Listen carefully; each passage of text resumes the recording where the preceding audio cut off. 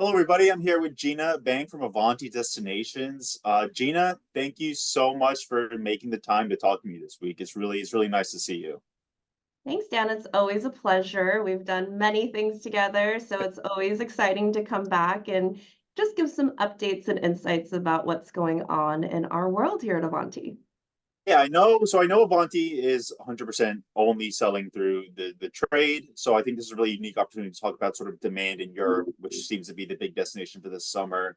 I'm curious from your point of view, what is the demand like in for travel to Europe this summer? Is it the same as last year when we did see all those headlines about the heat, about the crowds, things like that? What is sort of the feeling from you from where you're working?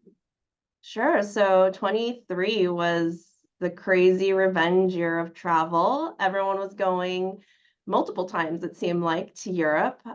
This year, I would say that demand has softened a bit, but maybe just on the land side, because we are hearing and seeing lots of cruises being booked. And for advisors with working with Avanti, it means a lot of pre and post land-based stays. So we are seeing that demand very high in all of the European port cities. Of course, Italy is always very popular. So yeah, I would say it's a little bit different. You know, every booking season has its own set of highs and lows, and I think this one is very unique because we are seeing people, especially on the last minute side, trying to put those trips together right now. Yeah, that was super interesting. You mentioned that to me when we touched base a couple weeks ago. I think that the last minute things were still in place despite the pricing, despite everything else going on. Do you have any insights in that? Like, why are you experiencing? It seems like a larger amount of last minute bookings than I would expect to see. Sure. You know, I think it's a little bit of supply and demand. So last year, there was very little supply. So there's a huge sense of urgency amongst advisors. Now, all of the suppliers have been really working on topping up inventory, finding new partners, and making sure that there's enough supply to go around. And of course, with inventory being higher, people don't see like, oh, there's only one left of this. I think people are just sitting on their money a little bit longer, which is fine, because we are seeing that booking period range from 7 days prior to departure all the way to the end of 25. So people, their purchasing habits, you know, if they've done multiple trips last year, maybe they just want to reduce to one this year, or maybe if they're waiting for other people to also make up their minds, it delays some of those initial payments. Yeah, I know coming out of COVID, sort of the booking trends and the booking seasonality has gone kind of crazy, and it's hard to feel like things are normalizing. But maybe like what you said, maybe things are starting to normalize a little bit, which is always good to hear. You mentioned Italy, Gina. I'm curious for the demand for this summer in particular for the land side of European vacations. Are you seeing the same sort of set of cities that are popular amongst consumers return this summer, like the Romes, the Parises, the Londons, things like that?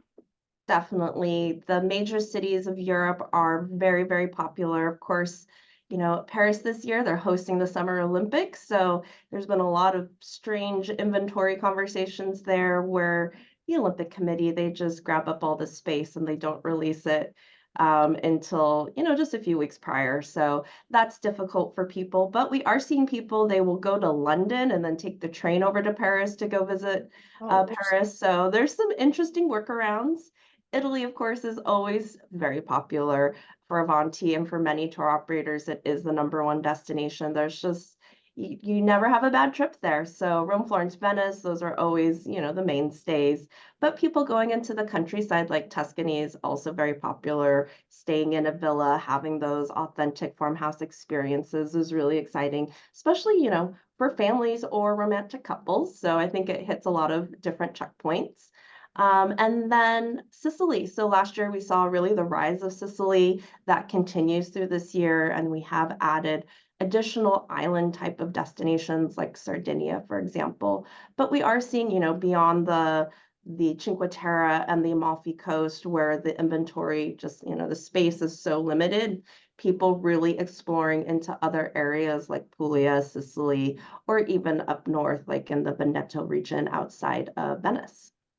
Yeah, that is good to hear because I know there's at post COVID there was this sense of this return to Europe, return to these European favorite cities. And even first timers going to Europe always want to hit those major cities too. But it does seem like consumers in North America or consumers in the US are feeling a bit more adventurous, particularly if they did experience, crowds outside in Athens last summer or things like that. And that's your feeling too at Avanti, is that consumers might be feeling a little more adventurous, might be willing to sort of consider a city they've never considered before. Yeah, or one of the places we've really seen super high demand is Switzerland. It's a destination where, it's just north of Italy, so it kind of has that Mediterranean flair, even though it's in the Alps. But it is a destination where I think traditionally people kind of shied away from it because of the price point. It's on the Swiss franc there, so it's a little bit of a different value proposition, but the quality of Switzerland is very high. It's very easy to get around. So I think people looking for like a very high quality vacation, like where you really get that value for dollar. Switzerland is a great place. Plus, it's super clean, very friendly. People speak English there. Everything does run like clockwork. So a lot of people are attracted to the ease of traveling in that country as well. Yeah. Anywhere else, Gina? Before I want to ask you about Avanti too, but anywhere else you in Europe that is particularly popular this season that maybe we haven't mentioned?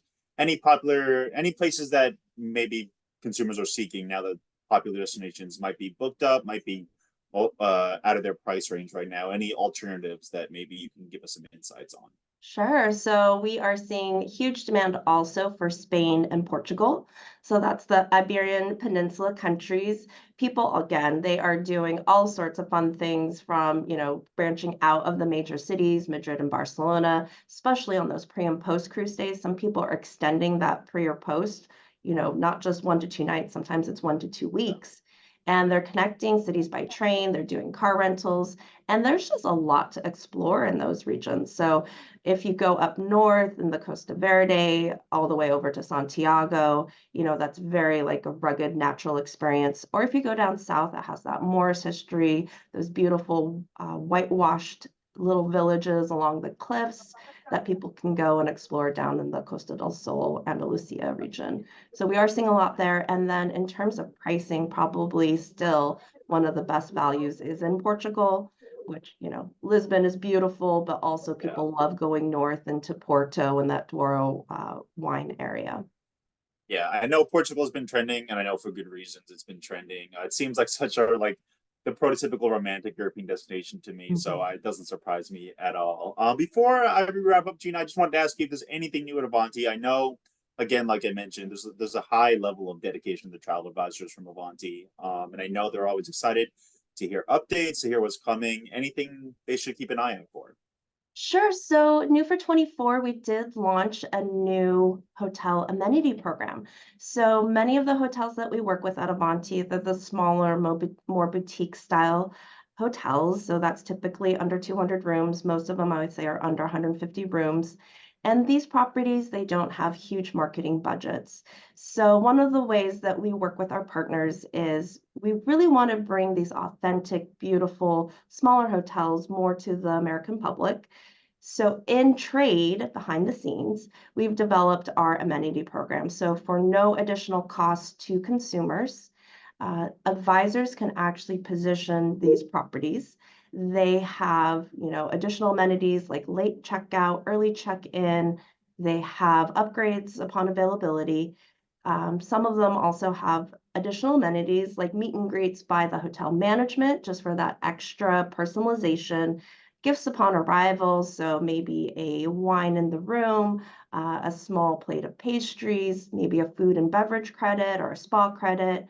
Some of the properties in the program, they have experiences on site, so you can do like a cocktail making class or, visit the like a Scotch tasting in Scotland, for example. So there's some really cool things that we are developing with our hotel partners that are a great addition to any itinerary. So just want to plug that. We have about 100 hotels right now in the program.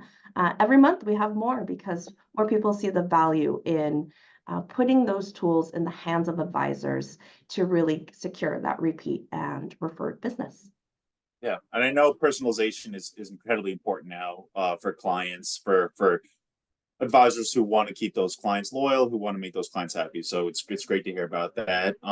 Gina, thank you so much for the time. It really is always a pleasure talking with you, and I really appreciate all the insights you lent us today. Oh, thanks for having me. It's always a pleasure for me as well because you guys ask the best questions. I appreciate that. Have a good day, and I'm sure we'll talk soon. Okay, thank you.